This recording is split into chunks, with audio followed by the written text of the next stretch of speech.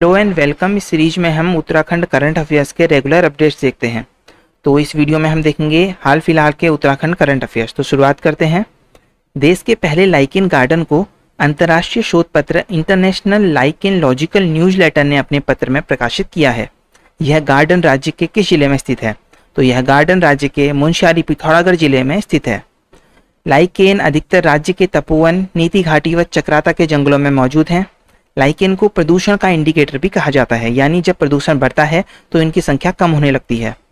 One अनुसंधान केंद्र ने मुनस्यारी में गत वर्ष जून 2020 में 1.5 एकड़ जमीन पर लाइकेन गार्डन को तैयार किया था। राज्य में लाइकेन की लगभग 600 प्रजातियां मिलती हैं, जबकि देश में लाइकेन की लगभग 2714 प्रजातियां हैं।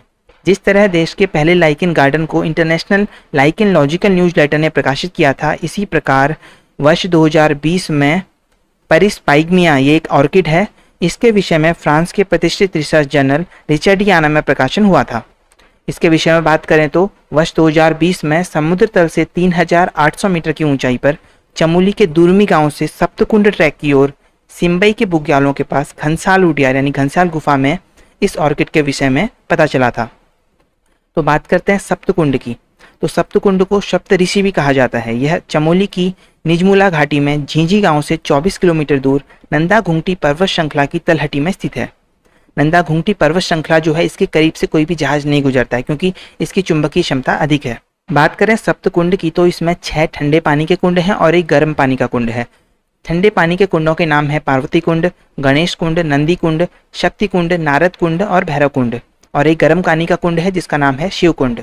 और यह सभी कुंड एक दूसरे से लगभग आधा किलोमीटर की दूरी पर स्थित हैं। यहाँ पर ऐसी मान्यता है कि सप्तकुंड में महाभारत कालीन माँ काली का खप्पर का आधा भाग मौजूद है। यहाँ प्रत्येक छठे वर्ष भाद्रपद मास के शुक्ल पक्ष की अष्टमी यानी नंदाष्टमी को आसपास के गांव के ग्रामीण भगवान शिव और माँ पार्वती की पूजा करते हैं। इसी दिन नंदा करोड़ की दशोली डोली की वार्षिक लोकजात यात्रा यहाँ पहुँचती है।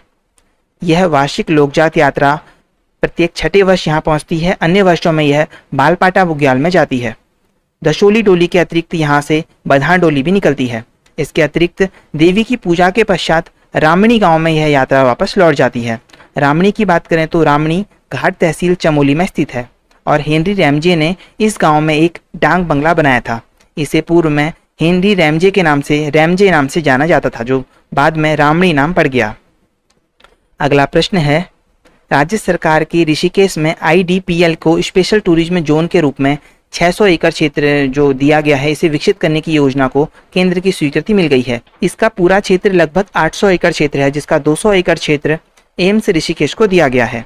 यहाँ पर प्रश्न है कि यहाँ पर किन किन सेंटर्स की स्थापना की जाएगी। तो यहाँ पर टूरिज्म के क्षेत्र में किया जाएगा resort, hotel, biodiversity park, international convention centre और वेलनेस सेंटर की स्थापना की जाएगी। बात करते हैं IDPL की। इसका पूरा नाम है Indian drugs and pharmaceuticals limited. इस फैक्ट्री की शुरुआत 1962 में 1962 में भारत व सोवियत संघ यानी जो वर्तमान में रूस है उसके सहयोग से इसका उद्घाटन किया गया था देश के पहले प्रधानमंत्री जवाहरलाल नेहरू द्वारा। इस फैक्ट्री में दवाओं का उत्पादन 1967 में शुरू हो गया था और 1992 में इस फैक्ट्री को रुग्ण इकाई घोषित कर दिया था। इसका मुख्य कारण प्राइवेटाइजेशन को बताया जाता है। 1996 में इसका उत्पादन सीमित कर दिया गया और 2019 में यह फैक्ट्री बंद कर दी गई थी। अगला प्रश्न है, भारतीय मक्का अनुसंधान संस्थान लुधियाना की ओर से पंत विश्वविद्यालय के मक्का अनुसंधान तथा विकास कार्यक्रम को अखिल भारतीय स्तर पर सर्वोत्तम संस्थान का पुरस्कार दिया गया। यहाँ अखिल भारतीय मक्का परियोजना की शुरुआत कब हुई थी? तो यहाँ पर अखिल भारतीय मक्का परियोजना की शुरुआत हुई थी सितंबर 1961 में, यानी सितंबर 1961 में। यहाँ विकसित मक्के की संकुल प्रजातियों में सूर्या, श्वेता, मक्का 3, D765, कंचन, प्रगति आदि प्रमुख हैं। अगला प्रश्न देखते हैं। अगला प्रश्न है कि बागेश्वर जिले में भांग की खेती का पहला लाइसेंस किसे दिया गया? तो यह दिया गया था हिमालयन मॉक प्रजाति को तथा इसके बीजों में टेट्राहाइड्रोकेनबिलोन की 0.3% से भी कम मात्रा उपस्थित है। बागेश्वर में हेम्प कल्टीवेशन पायलट प्रोजेक्ट के तहत औद्योगिक व औद्यानिकी प्रयोजन के लिए जिला प्रशासन ने भांग की खेती को मंजूरी दे दी थी। हाल ही में मां नैना देवी मंदिर के कपाट खोल दिए गए हैं। यह मंदिर राज्य के किस जिले में स्थित है? तो मां नैना देवी मंदिर राज्य के नैनीताल में स्थित है। यह मंदिर नैनी झील के उत्तरी किनारे पर स्थित है। यह मंदिर 1881 के भूस्खलन में नष्ट हो गया था और दक्ष यज्ञ प्रकरण के दौरान यहाँ पर मां सती के नेत्र गिरे जाने के विषय में मान्यता है। यह माँ के 108 शक्तिपीठों में से एक है और माँ के 108 शक्तिपीठों के विषय में देवी भागवत पुराण में दिया गया है। अगला प्रश्न है, हाल ही में पिथौरागढ़ के किस स्थान पर जिले का पहला गोमूत्र अर्क एवं संग्रहण केंद्र खोला जाएगा? तो यह पिथौरागढ़ के कनाली छीना विकासखंड के मिताड़ी गांव में खोला जाएगा। इससे संबंधित कुछ महत्वपूर्ण बिंदुओं की बात करते हैं। उत्तराखंड विधानसभा ने गाय को राष्ट्रमाता का दर्जा देने वाला प्रस्ताव सितंबर 2018 में सर्वसम्मति से पारित किया था। सेंसस 2012 के अनुसार राज्य में कुल गोवंशीय पशुधन 20,06,253 है। उत्तराखंड गोवंश संरक्षण अधिनियम 2007 की बात करते हैं, जिसे 2015 में संशोधित किया गया था। इसमें दिया गया है कि गाय या गोवंश का वध करने के लिए उत्प्रेरण वध की पेशकश नहीं की जा सकती है। इसके अपवाद देखते हैं। बैल या बैल के वध की अनुमति देने वाला प्रमाण पत्र मौजूद होना चाहिए। और एक अपवाद यह भी है कि यदि गाय, सांड या बैल संक्रामक रोग से ग्रसित, लाइलाज व असहनीय दर से पीड़ित हों। गोमांस व गोमांस उत्पादों को अपने पास नहीं रखा जा सकता। इसकी बिक्री, परिवहन तथा इस हेतु उत्प्रेरण की अनुमति नहीं दी जा सकती। दूध देना बंद होने के बाद गाय या गोजातीय पशुओं को आवारा नहीं छोड़ा जा सकता। शहरी क्षेत्रों में गोजातीय पशुओं का अनिवार्य पंजीकरण, जिनमें गाय, सांड, बैल, बछिया, बछड़ाए शामिल हैं।